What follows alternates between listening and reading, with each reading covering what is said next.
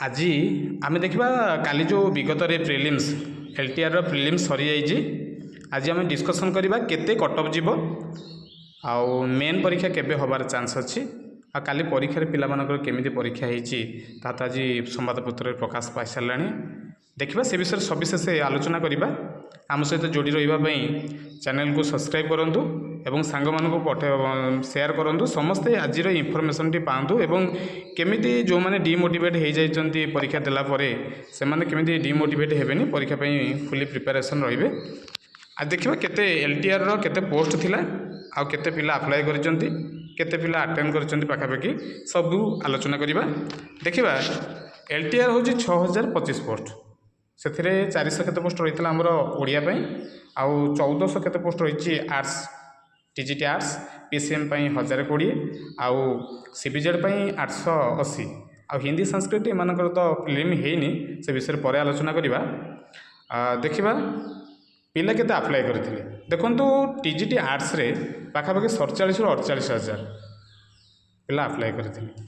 तेणुक आर्थरक जदि आम विगत पूर्व कटअप देखा से पाखापाखि 40 ରୁ 45 भितर कटअप लास्ट कटअप जाइथिला।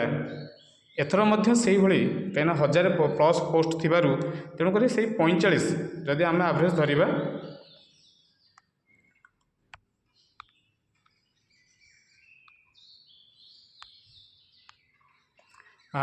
पैंचाश ରୁ 50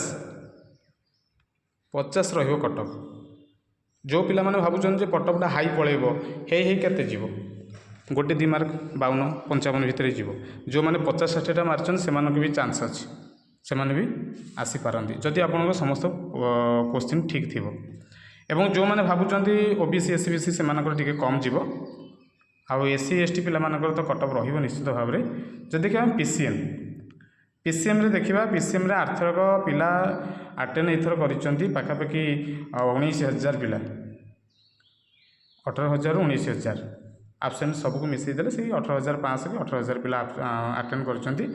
कटअप जो देखिबा पाखापाखि आर्थर जातला 60 प्लस जातला कटअप तेणु एथरक मध्य सही 50 प्लस रहिबो कटअप मिनिमम पीसीएम पिलांगर 50 प्लस रही पारे कटअप आउ कहीं से माने पीसीएम सीबीजेड पिला माने गणित मैथटा से भल थी आउ जो मानकर मैथ नथिबो से मानकर तो निश्चित भाव टिके लो आसीबो कहीं आर्ट्स पिला माने टिके ना मैथ रे टिके वीक रही जमी भी सीबीजेड पीसीएम पिला से मानकर मैथ रे टिके हाबी रहउथबो जमी भी से माने एवं ता सहित ओबीसी एससी बीसी मानकर 50 पाखापाखि आसीज एससी पाई तो बहुत लो आसूसी आर्थरक भी आसला। एवं देखा सीबीजेड पिला मानकर आर्थरक जदि आम देखा आर्थरक रही केते ना आर्थरक रही 50 तेणु एथरक मध्य केते रहिबो ना सेई जनरल 50 किंबा 45 रू स्टार्ट हो जदि 45 रू 50 भितर रहिबो कना 800 केते पोस्ट अच्छी तेणु पिला माने अप्लाई कर 17,000 पिला तेणु से 50 प्लस भाया रहिबो आउ लो भी आसीपारे एससी बीसी पिला मानक पई जे रिलैक्सेशन आसीबो 50-45 एभली आसीपारे। आउ जो माने ओडिया पिला माने भी मन रखु जो माने आर्ट्स पिला जो मानक जेती कटअप जीवो ओडिया पिला मानक सेति जीवो कहीं ओडिया पिला माने से आर्ट्स पिला ही पकाउछंती तेणुक पाखापाखि से ओडिया रे मध्य से आसीबो केते ना 40 प्लस रहिबो कटअप जो माने 50-60 भी मारी से भी निश्चिंत घरे पाठ पढ़ु आगामी परीक्षा पे एवं मेन परीक्षा निश्चिंत भाव आपण मैंने भावुवे यहाँ गोटे आम गोटे किछटा पोल को लेकिन गोटे मिनिमम गोटे ये करूँ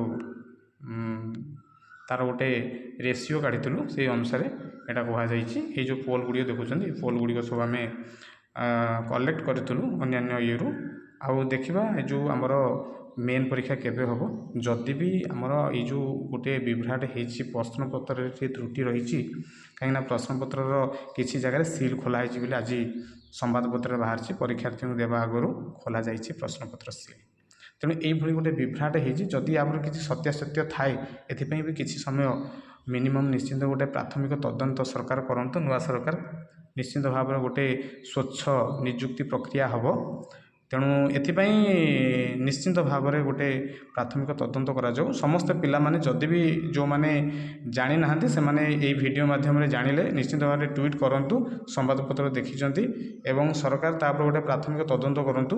କାହିଁକିନା ନିୟମ ଅଛି ଯେ ପରୀକ୍ଷା ଯେଉଁ ପରୀକ୍ଷା କରାଯାଉଛି କମ୍ପିଟେଟିଭ୍ ପରୀକ୍ଷାର ସିଲ୍ এটা পরীক্ষা সেন্টরে খোলাଯିବ, কিন্তু ଖୋଲିଥିବା ପ୍ରଶ୍ନପତ୍ର ଆଣି ଦେବା ଏଇଟା କେବେ ବି ନୁହେଁ। ପିଲାଙ୍କ ଛାତ୍ରଙ୍କ ଆଗରେ ବା ପରୀକ୍ଷାର୍ଥୀଙ୍କ ଆଗରେ ସେମାନେ ସିଗ୍ନେଚର ମାରିଲା ପରେ ଇନଭିଜିଲେଟର ଖୋଲିବ। ମୁଁ ଯେତିକି ବୋଧେ ଜାଣିଛି, ଯଦି ତା ନିୟମ ନଥିବ ମୁଁ ଜାଣିନି ଓଏସିସିର କ'ଣ ନିୟମ ଥିବ, କିନ୍ତୁ ଏଇଟା କରିବା ଦ୍ୱାରା ପିଲାମାନଙ୍କର ସ୍ୱଚ୍ଛ କାହିଁକିନା ମୁଁ ଓଟିଇଟି କିମ୍ବା ଓଏସଟିଟି ଦେଲାବେଳେ ବି ସେମିତି ଫେସ୍ କରିଛୁ।